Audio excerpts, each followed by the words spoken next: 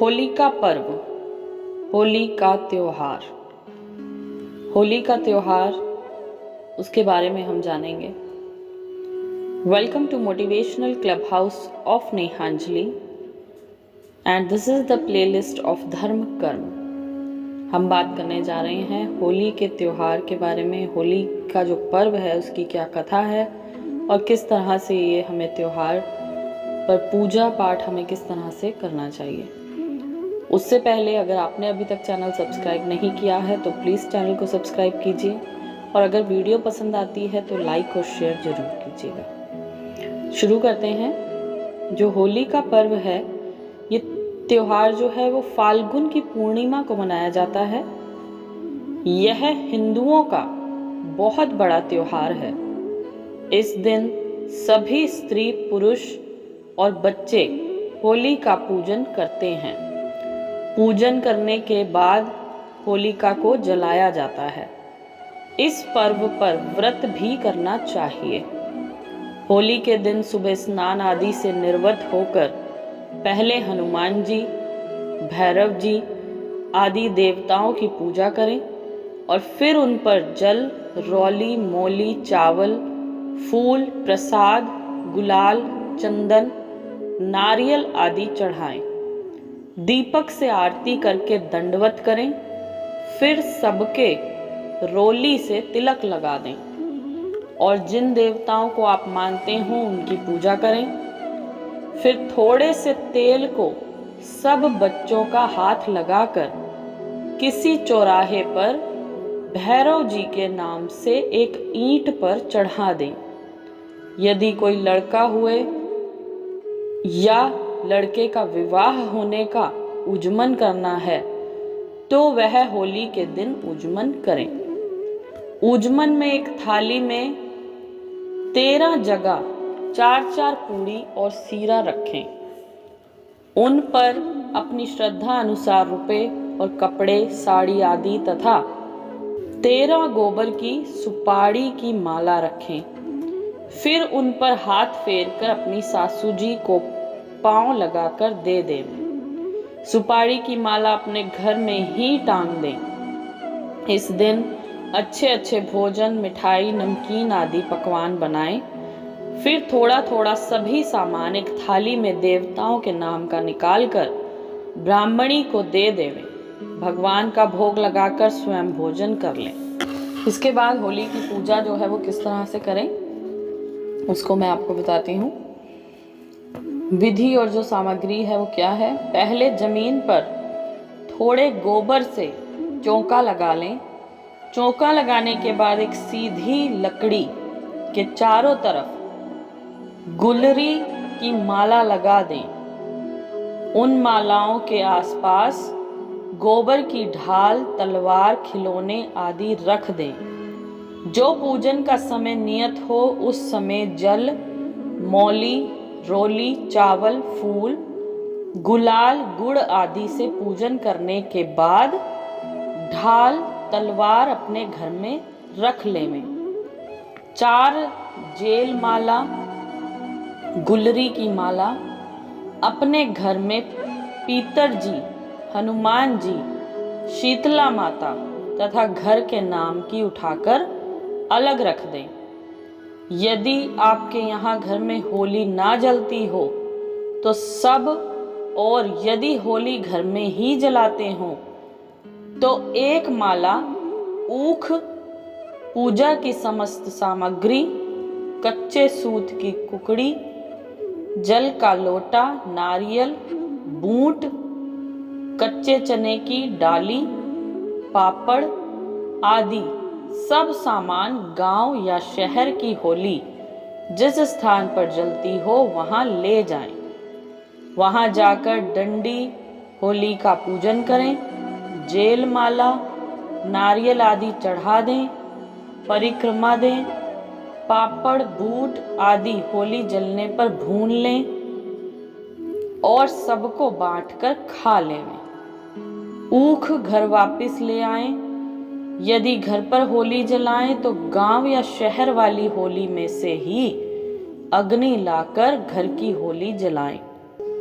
फिर घर आकर पुरुष अपने घर की होली पूजन करने के बाद जलाएं।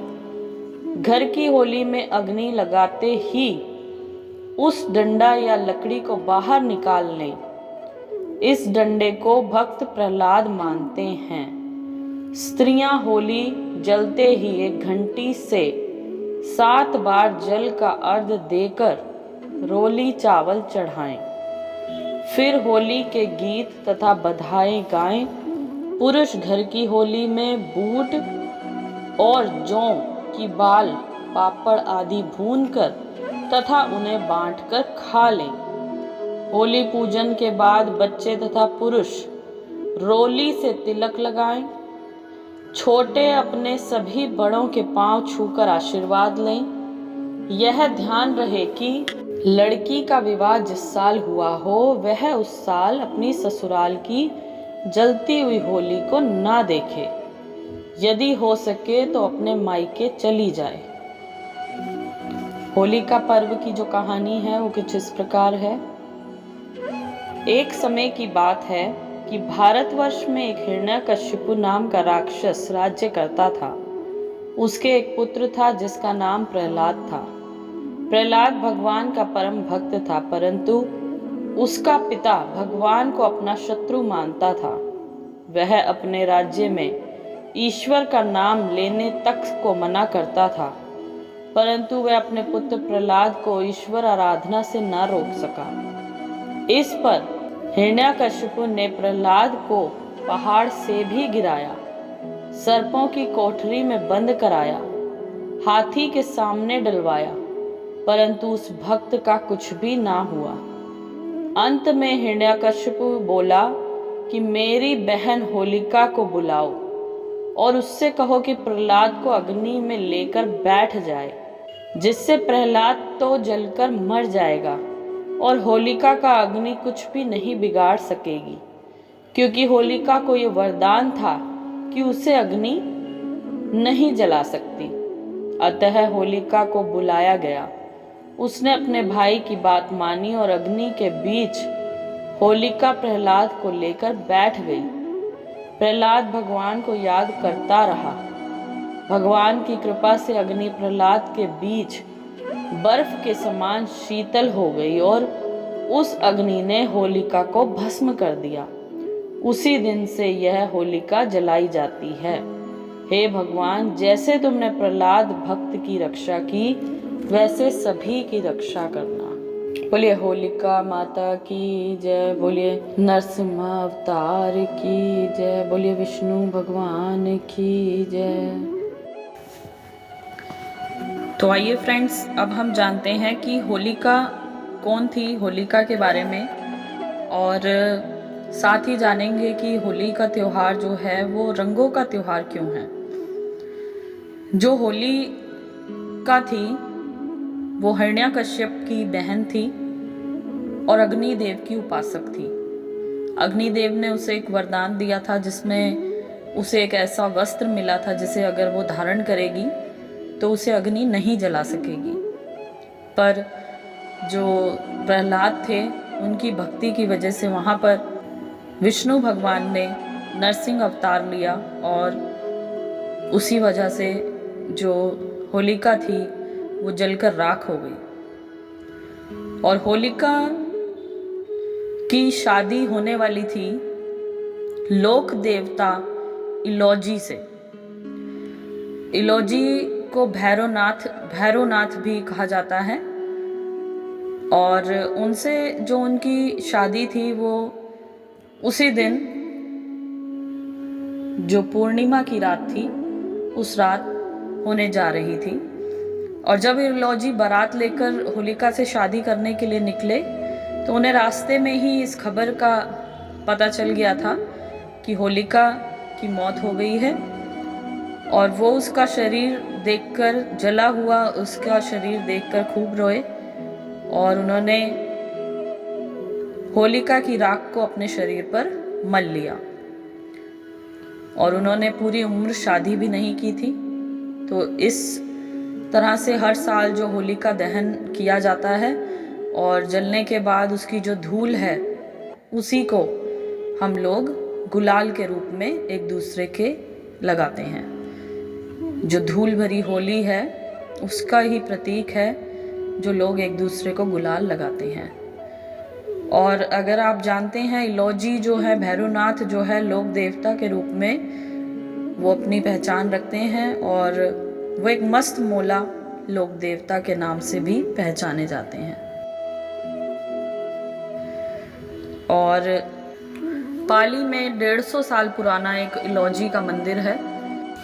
देखिए, ऐसा माना जाता है कि पौराणिक कथाओं में कहा जाता है कि जो होली का त्योहार है उसकी शुरुआत सबसे पहले मथुरा, नंदगांव, वृंदावन और बरसाना सहित भारत के बरसाना क्षेत्र में हुई। मान्यता के अनुसार रंग गुलाल की ये परंपरा राधा और कृष्ण के प्रेम से हुई थी। कहते हैं कि भगवान श्री कृष्ण अपनी बचपन में अपनी माता यशोदा से अपने सांवले और राधा के गोरे होने की शिकायत किया करते थे। श्री कृष्ण माता से कहते थे कि माँ राधा बहुत सुंदर और गोरी है और मैं इतना काला क्यों हूँ।